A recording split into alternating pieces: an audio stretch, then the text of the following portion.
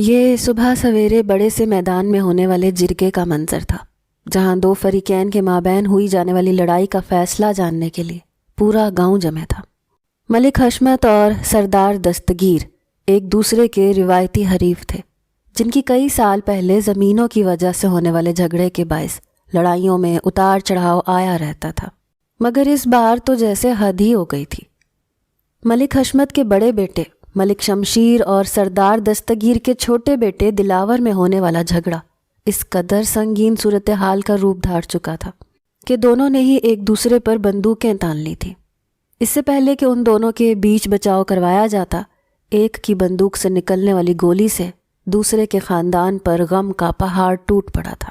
ملکوں کے بیٹے شمشیر نے سردار دلاور کو اپنے غصے کی بھینٹ چڑھا دیا تھا۔ گولی چونکہ سر پر ماری گئی تھی تو وہ موقع پر ہی دم توڑ گیا تھا۔ دلاور کے گھر صف ماتم بچھ چکی تھی۔ جوان موت اور وہ بھی بے ہیمانہ قتل ناقابل معافی تھا۔ مقتول کے لواحقین صدمے سے چور تھے اور ان کے خون میں ابال اٹھ رہے تھے۔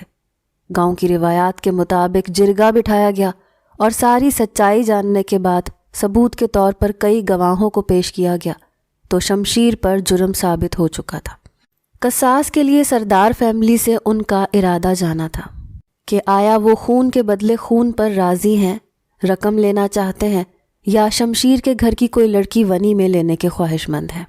سردار فیملی نے سوچ بچار کرنے کے لیے کچھ وقت مانگا تھا تاکہ گھر والوں سے مشورہ کر کے کوئی فیصلہ لیا جا سکے۔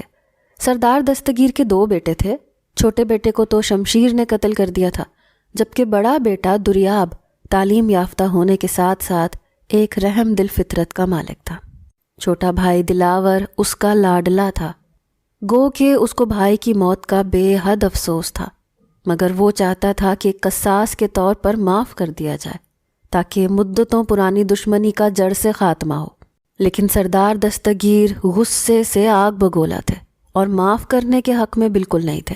نہ ہی ان کی اہلیہ شہناز اتنا حوصلہ رکھتی تھیں کہ اپنے جگر گوشے کے قاتلوں کو بخش دیتی۔ ملک حشمت کے گھر میں فضا بہت مکدر تھی۔ ملک شمشیر کی عزیز از جان دو بہنیں مہرو اور زری بھی پریشان تھیں۔ ان کی والدہ زہرا کا دل ہول رہا تھا کہ اگر انہوں نے قصاص میں بیٹی کو مانگ لیا تو وہ کس حوصلے سے اپنی بیٹی کو اپنے دشمنوں کو سونپیں گی، جبکہ ونی میں آئی لڑکی کے ساتھ کیسا سلوک کیا جاتا ہے یہ بات کسی سے بھی ڈھکی چھپی نہیں تھی۔ اپنی ان بیٹیوں کو وہ لوگ کیسے ایک رسم کی بھینٹ چڑھا دیتے جنہیں بہت ناز و نیم سے پالا تھا۔ دوسری طرف وہ سب لاؤنج میں جمع تھے، جہاں سردار دستگیر، ان کی اہلیہ شہناز، بیٹا دریاب اور چچا کی فیملی جمع تھی۔ ان کے گھر ساتھ ساتھ ہی تھے، ایک درمیانی دروازے سے وہ گھر کے اندر ہی آمد و رفت کو ذریعہ بنا لیا کرتے تھے۔ دریاب کے چچا عالمگیر کی بیوی وفات پا چکی تھی۔ ان کا ایک بیٹا بابر تھا جو اپنی لاؤبالی نیچر کی وجہ سے بس میٹرک تک ہی پڑھا تھا اور پھر زمینوں کا کام دیکھ لیا کرتا تھا۔ شادی ہوئی اور بیوی سے نبھ نہ سکی، اس کو طلاق دے کر چلتا کیا تو اس کے بعد شادی کرنے سے دل ہی اٹھ گیا، جبکہ ان کی ایک بیٹی سمین تھی جو مہرو اور زری کے ساتھ ہی کالج میں پڑھتی تھی۔ سب کے چہرے پر سوچ کی پرچھائیاں تھیں۔ ضروری نہیں ہے کہ ہم قصاص میں ان تین آپشنز میں سے ہی کسی ایک کو چنیں، بہرحال ایک چوتھا راستہ بھی ہے۔ دریاب کے کہنے پر سب نے اس کی طرف سوالیہ نظروں سے دیکھا۔ ہم معاف کر کے یہ دشمنی یہی ختم کر سکتے ہیں، اس سے اللہ ہم سے راضی ہوگا اور آگے زندگی میں ان لوگوں کی طرف سے مزید دشمنی کا دھڑکا بھی اپنی موت آپ مر جائے گا۔ صاف اور سیدھے الفاظ میں دریاب نے اپنی رائے سے آگاہ کیا تھا۔ شہناز نے جھٹکے سے اس کی طرف دیکھا۔ ہم اس پر پہلے بات کر چکے ہیں دریاب، میں اپنے بیٹے کا خون معاف نہیں کروں گی کسی صورت بھی۔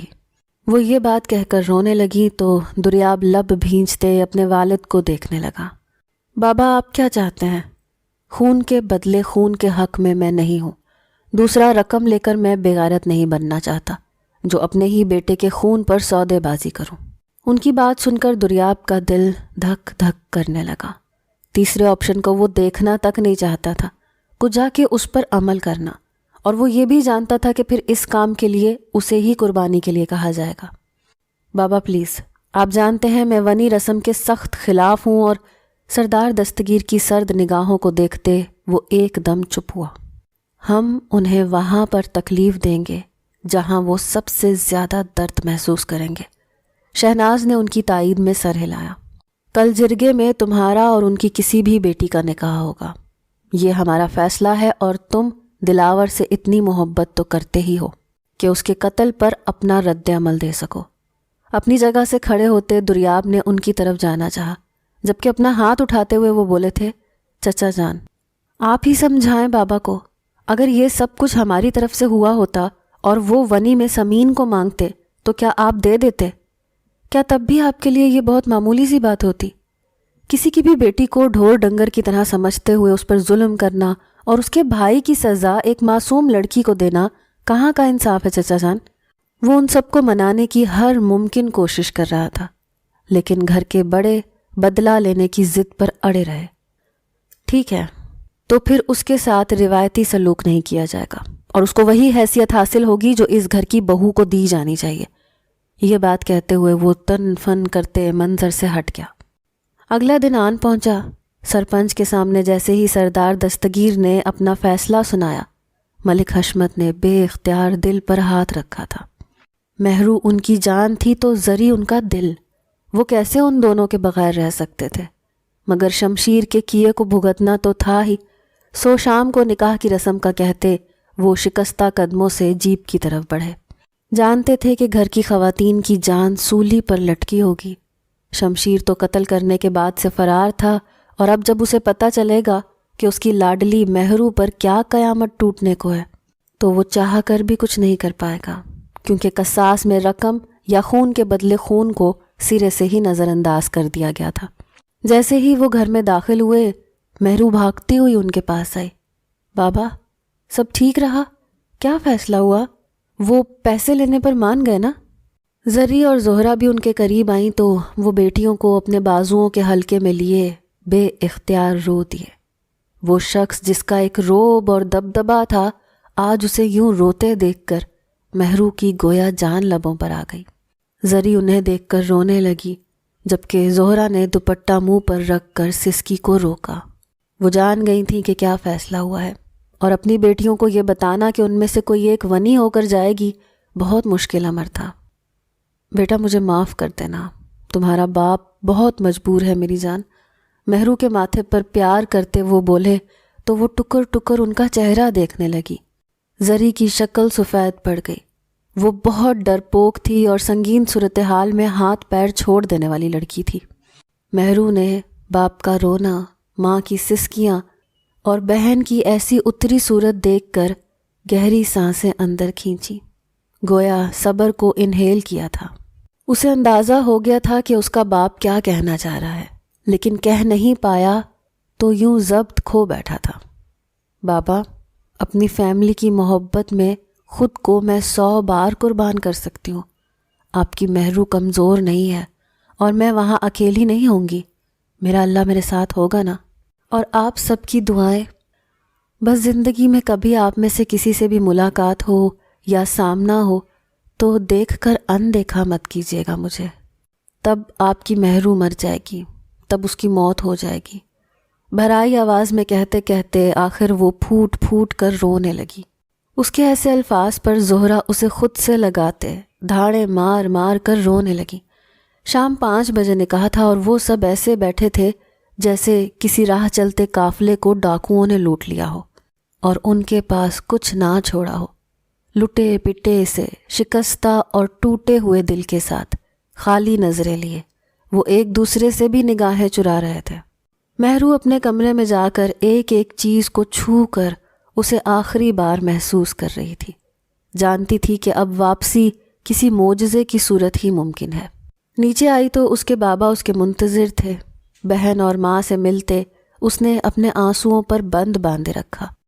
گاڑی میں بیٹھ کر مطلوبہ مقام تک پہنچتے وہ بس دل ہی دل میں اللہ سے ہمت مانگ رہی تھی کہ آگے جو بھی ہو بس اس کی ہمت نہ ٹوٹے۔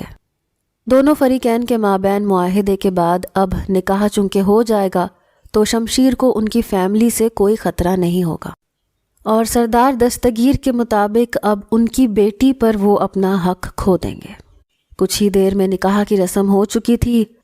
دریاب نے کس دل سے وہ نکاح کیا تھا بس وہ ہی جانتا تھا۔ اس نے لڑکی کا نام بھی ٹھیک سے نہیں سنا۔ سب سے فارغ ہوتے ملک حشمت بیٹی کے پاس آئے، اس کے سر پر ہاتھ رکھا۔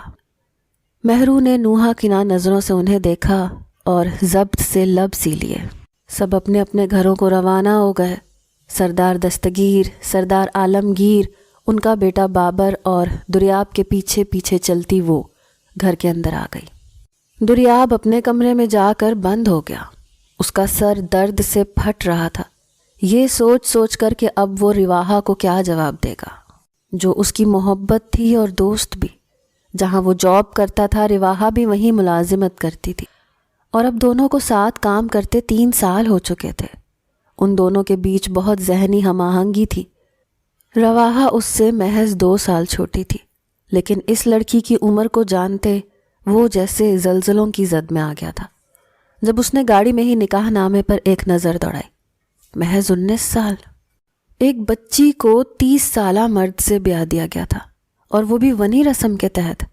وہ کچھ کر نہیں پایا تھا، نہ ہی اس وقت اپنی پسند کے بارے میں آگاہ کر سکا، کیونکہ تب دلاور کے دکھ میں گھر والوں سے ایسی بات کرنا انتہائی نامناسب تھا۔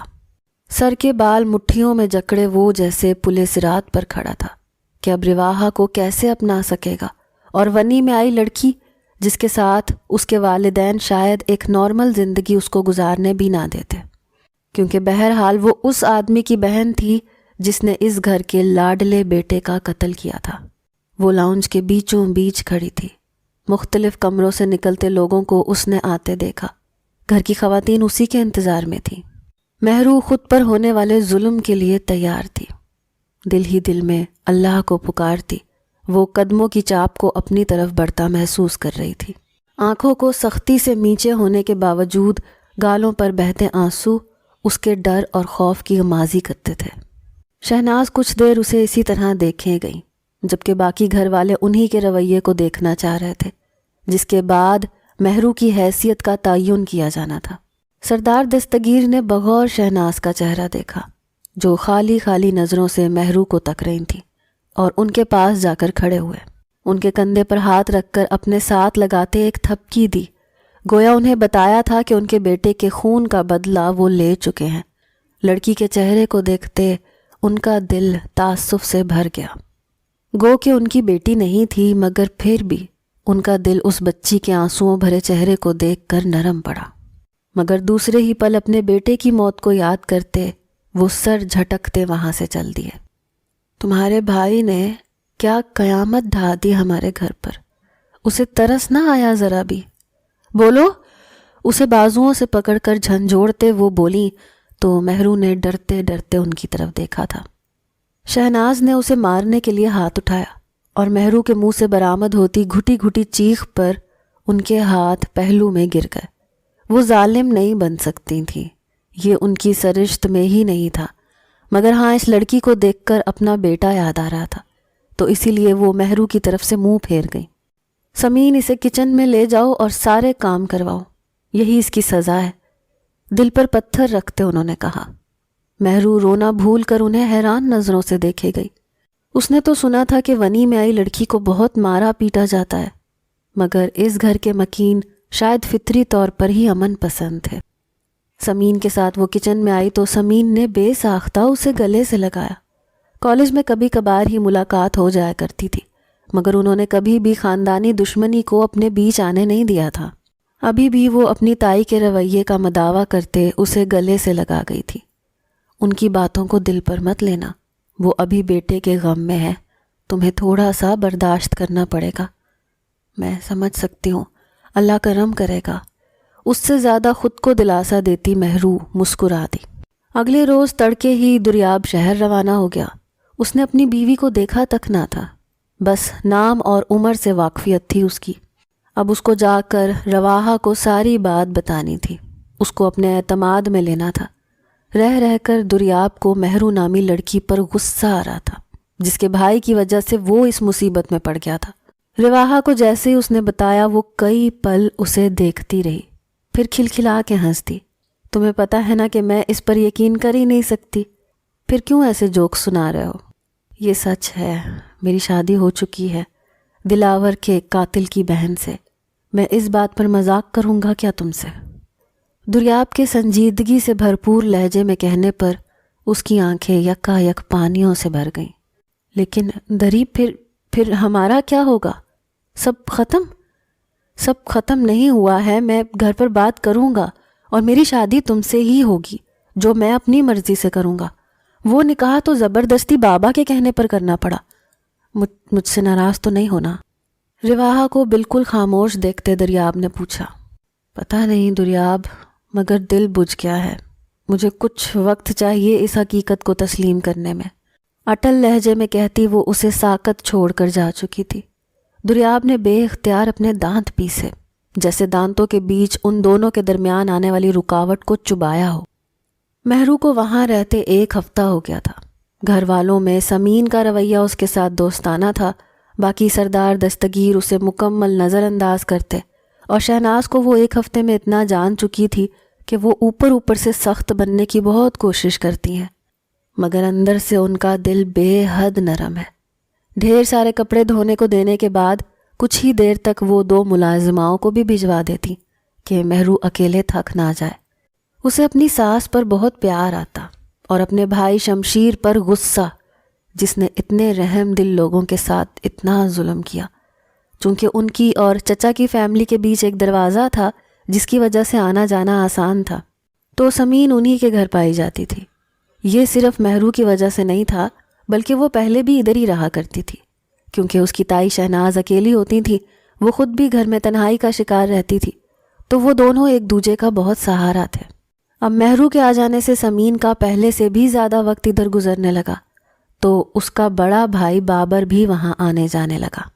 مہرو کو بہت بار محسوس ہوا جیسے کسی کی پرتپش نظریں اس پر ہیں، مگر جب وہ وہاں موجود لوگوں کو دیکھتی تو کسی کو بھی اپنی طرف متوجہ نہ پاتی۔ اس وقت بھی وہ لان میں پودوں کو پانی دیتے ہوئے یہی محسوس کر رہی تھی، اور بے چینی نے پورے وجود کو جیسے احاطے میں لے لیا تھا۔ ایک دم سے مڑتے ہوئے وہ ایک توانا وجود سے ٹکرائی، پائپ ہاتھ سے چھوٹتے زمین پر گر گیا، اور مقابل کو دیکھتے وہ بوکھلا گئی۔ بابر کو اپنی طرف گھورتے پا کر ناگواری کو بمشکل چھپاتے اس نے زمین پر گرے پائپ کو اٹھایا۔ راستہ دیجیے پلیز۔ ڈٹائی سے اپنے آگے اسے جمے دیکھ کر وہ بولی تو وہ بے شرمی سے ہنس دیا۔ کیسی ہو؟ الحمدللہ۔ اس کے پوچھنے پر جواب دے کر وہ سائیڈ سے گزرنے لگی تو وہ اس کے آگے پھر سے آ گیا۔ تعجب سے اسے دیکھتے مہرو نے دوسری سائیڈ سے ہونا چاہا تو وہ وہاں بھی ڈٹ گیا۔ یہ آپ کیا کر رہے ہیں؟ ادھر ادھر سراسیمگی سے دیکھتے اس نے پوچھا تو وہ ایک دم سنجیدہ ہوا۔ تمہیں بتا رہا ہوں کہ میں تمہارے آس پاس ہی ہوں ہر وقت، کبھی خود کو اکیلا مت سمجھنا۔ بابر کی آنکھوں سے چھلکتی ہوس کو دیکھ کر اس کے تن بدن میں جیسے کرنٹ دوڑ گیا۔ گھر میں ہی اس کی عزت محفوظ نہیں تھی، یہ خیال ہی سہانے روح تھا۔ میں اکیلی نہیں ہوں بابر بھائی، اللہ کا شکر ہے کہ میرا شوہر سلامت ہے، اور جس نے تمہیں ایک نظر دیکھنا بھی گوارا نہ کیا، وہی شوہر جو تمہیں یہاں چھوڑ کر چلا گیا اور پلٹ کر خبر نہ کی۔ مہرو کی بات کاٹتے وہ استہزائیہ لہجے میں بولا تو وہ لب بھینج گئی۔ ونی میں آئی ہوئی لڑکی اس سلوک کی ہی حقدار ہوتی ہے۔ مجھ سے پوچھو تم کیسے سلوک کی حقدار ہو، تمہیں تو پلکوں پر بٹھانے کو جی چاہتا ہے میرا۔ بابر کی بات سنتے وہ اسے ایک طرف دھکیلتی وہاں سے بھاگی تھی اور اپنے کمرے میں آتے ہی دروازہ بند کر لیا تھا۔ یا اللہ، یہ کیسی آزمائش ہے، اب کیا کروں، کس سے کہوں، کون میری بات پر یقین کرے گا؟ منہ پر ہاتھ رکھے وہ ابھی تک بے یقینی کی کیفیت میں تھی۔ اس کے بعد وہ ہر منظر سے غائب ہونے لگی، جہاں جہاں بابر کی موجودگی کا 1% بھی امکان ہوتا، مگر وہ بھی شاید گھاگ شکاری کسی فطرت رکھتا تھا، اسے ہراساں کرنے سے باز نہ آتا۔ وہ راتوں کو گھٹ گھٹ کر روتی، آخر کس سے کہتی؟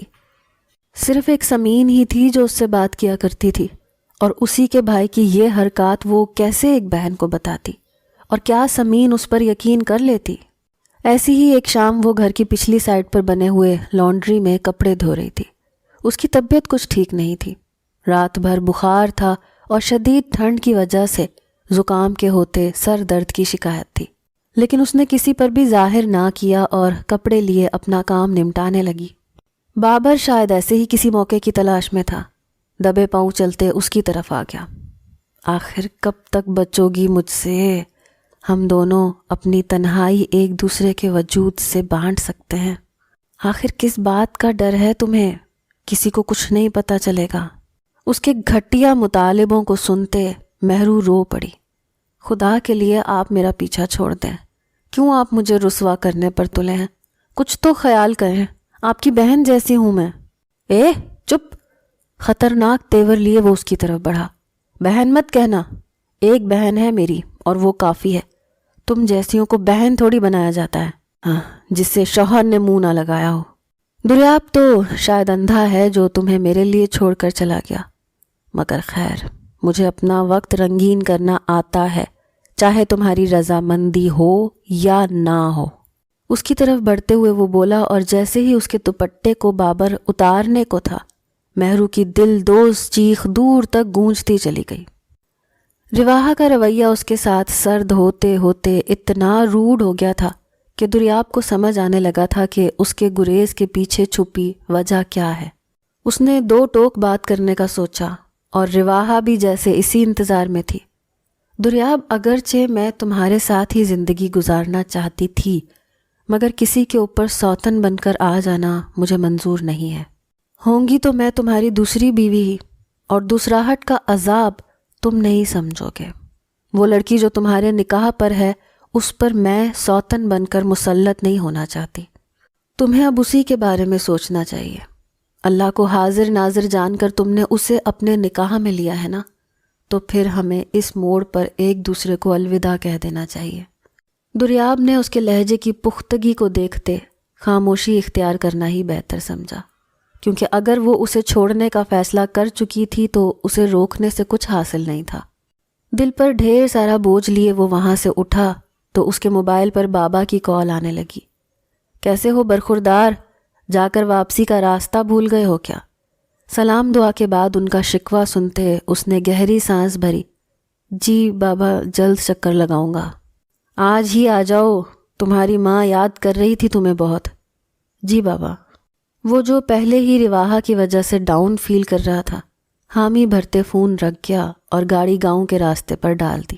سارا راستہ اس کے دماغ میں رواحہ اور وہ انجان لڑکی رہی جس کے صرف نام سے وہ واقف تھا۔ دلاور کو یاد کرتے اس کی آنکھیں بے اختیار نم ہوئیں، تو ساتھ ہی ماں کی محبت کا خیال آتے ہی اس کے ہونٹ مسکرائے تھے۔ گھر کے باہر ہی گاڑی روکتے وہ اندر آیا تاکہ ماں کو سرپرائز دے سکے کہ اسے گھر کے پچھلی طرف بنی لانڈری میں ایک نسوانی چیخ سنائی دی۔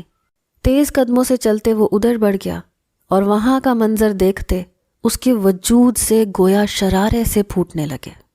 بابر کی فطرت سے وہ بہت پہلے ہی واقف ہو گیا تھا جب وہ ایک بار شہر آیا تھا اور اس نے دریاب کو ریڈ لائٹ ایریا جانے کی آفر کی تھی، مگر اسے معلوم نہیں تھا کہ گھر کی ملازمائیں ہی ان کے گھر میں محفوظ نہیں ہیں۔ آگے بڑھتے دوپٹہ بابر کے ہاتھوں سے آزاد کرواتے وہ اس لڑکی کو اپنے پیچھے کرتے ڈھال بنتے ہوئے بابر کے آگے کھڑا ہوا، جس کی دریاب کو دیکھتے ہی سٹی گم ہو چکی تھی۔ یہ کیا کر رہے تھے آپ؟ شرم آنی چاہیے، ایک کمزور پر اپنی طاقت دکھاتے، اور وہ بھی ایسی طاقت، گھر کی ملازمہ تک کو نہیں چھوڑا آپ نے بابر بھائی۔ جبڑے بھینچ کر کہتے وہ اندر سے کھول رہا تھا، اور بابر یہ جان کر ریلیکس ہوا کہ وہ اپنی ہی بیوی کو ملازمہ سمجھ رہا ہے، جبکہ مہرو خود کو ملازمہ کہے جانے پر ایک دم اس کے آگے آئی تھی۔ بے تحاشا رونے سے سرخ ہوتا چہرہ اور لرزتا ہوا وجود لیے وہ اس کی آنکھوں میں تعصب سے دیکھ رہی تھی، جبکہ دریاب خشمگین نگاہوں سے اس کے ایسے دیکھنے پر گھورنے لگا۔ تم اندر جاؤ، اشارہ کرتے اس کے کہنے پر مہرو کے لب طنزیہ مسکرائے۔ وہ استعجاب سے اسے دیکھنے لگا کہ ایسے موقع پر مسکرانے کی کیا تک بنتی ہے۔ میں اس گھر کی ملازمہ نہیں ہوں دریاب صاحب، بیوی ہوں آپ کی، اور کیا خوب تحفظ ہے آپ کی بیوی کے لیے اس چار دیواری میں۔